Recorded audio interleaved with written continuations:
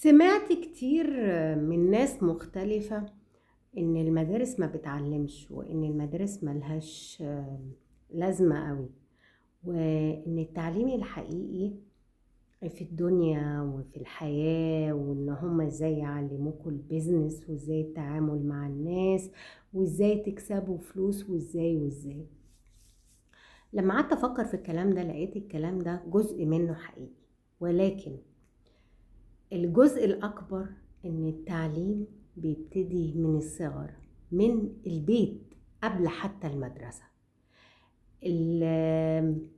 كينونة الشخص بتظهر من البيت الأول، من تربية الأسرة، بعدين المدرسة، بعدين من الحياة. مش العكس إطلاقا. الحياة ما بتعلمش لوحدها، البيت الأول وبعدين المدرسة بعدين الحياة.